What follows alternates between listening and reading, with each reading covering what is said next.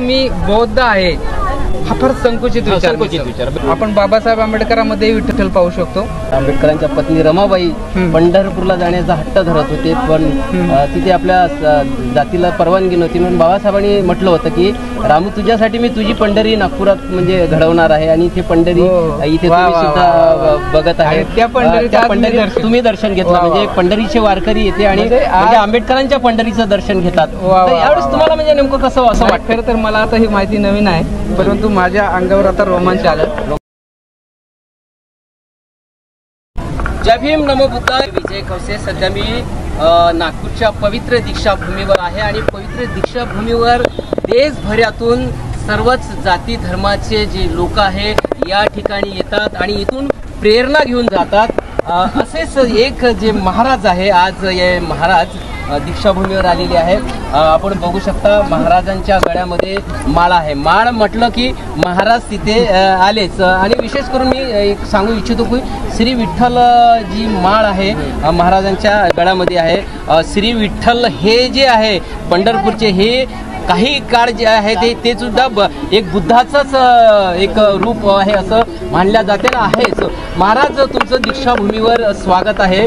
आज तुम्ही दीक्षाभूमीवर आलं आणि दीक्षाभूमीवरून तुम्ही तुमच्या जेव्हा गावी जाल काय प्रेरणा घेऊन जाल? नाव सांगा आधी, तुम्ही कुठून आले ते सांगाल आणि काय प्रेरणा घेऊन जाल ते सांगा. मी संजय गिरमकर, संजय चंद्रकांत गिरमकर, आडळगाव तालुका श्रीगोंदा, जिल्हा अहमदनगर या ठिकाणचा रहिवासी आहे. आणि अनेक दिवसाचं माझं स्वप्न होतं की दीक्षाभूमीला कधीतरी या ठिकाणी यायचं, दर्शन घ्यायचं या ठिकाणी दीक्षाभूमीचं. म्हणून या ठिकाणी मी आलो. जगाला शांतीचा संदेश देणारे गौतम बुद्ध आणि त्यांनी जो मार्ग सांगितला त्या मार्गावर हजारो लाखो लोकांना अगदी हात धरून चालवणारे भारताचे जे आपण महापुरुष ज्यांना म्हणतो ते डॉक्टर बाबासाहेब आंबेडकर, विश्वरत्न.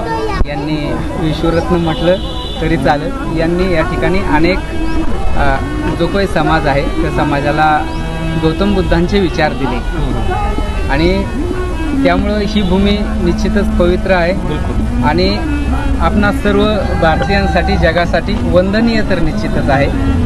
त्यामुळे या ठिकाणी येऊन निश्चितच आनंद झाला, शांतता वाटली. या ठिकाणी आता स्तूपामध्ये दर्शन घेतलं, फार बरं वाटलं आणि अतिशय सुंदर गौतम बुद्धांच्या त्या ठिकाणी मूर्ती आहेत, त्यांचं दर्शन घेतलं. आणि त्यानंतर डॉक्टर बाबासाहेब आंबेडकरांच्या जीवनातील अनेक प्रसंगाचा जे काही फोटो आहेत, इतिहास आहे, इतिहास आहे, तो फोटो मार्गाने किंवा दाखवलेला आहे, तो संपूर्ण पाहिला तर फार बरं वाटतं की एक महापुरुष जो बनण्यासाठी सुद्धा की महापुरुष असं होत नाही, विश्वरत्न असं होत नाही. त्यासाठी अनेक अपार कष्ट त्याग करावा लागतो, कष्ट घ्यावं लागतं, वाचन आहे, अनुकरण आहे. आणि या सर्व बाबतीत डॉक्टर बाबासाहेब आंबेडकरांची जी जीवनी आहे, ती जीवन परिचय आहे, ते सर्व आज शांत मनाने पाहायला बरं वाटलं, फार सुंदर वाटलं. या ठिकाणी कुठल्या मठामध्ये बसता की नाही मी मठात नाही असं आहे की एखादं पद किंवा मी मला लावू इच्छित नाही.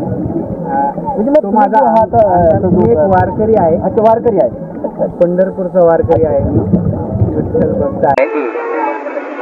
आणि मला वाटतं की मी एक संताच्या चरणाची धूळ आहे.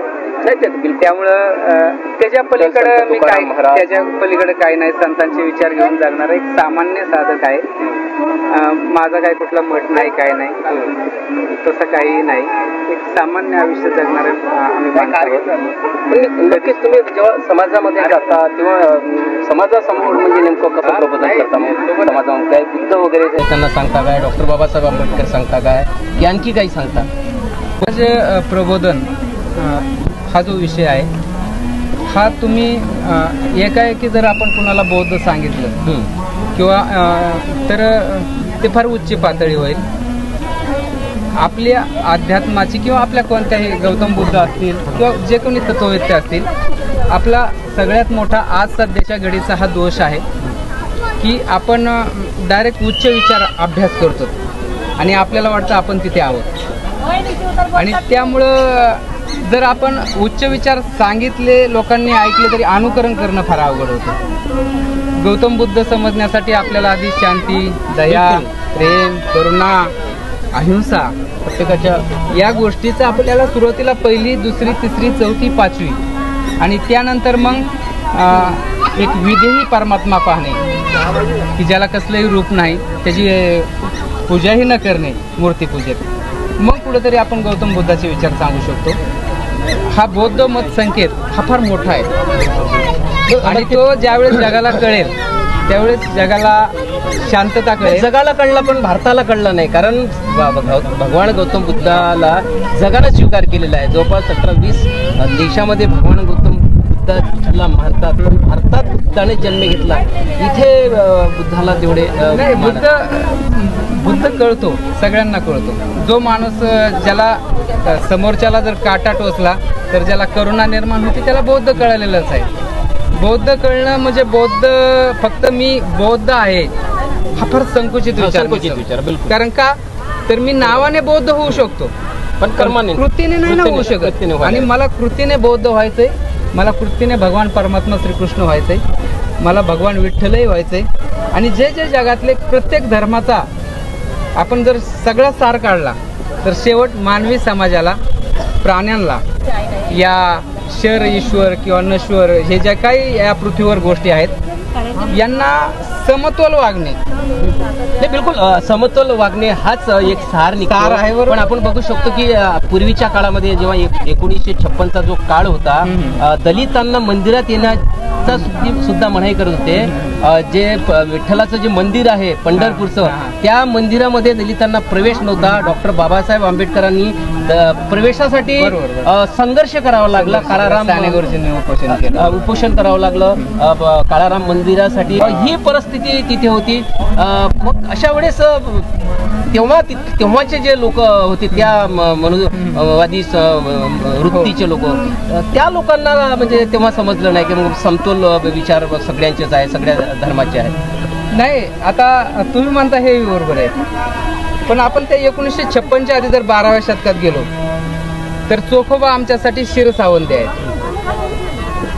अनेक सावता बाबा त्यांना आम्ही अजूनही म्हणजे कोणते जे संत परंपरा आहे, संत तुकाराम आहे, एक संत परंपरा ही काय अशी नाही की एक विशिष्ट त्यात जातच नाही.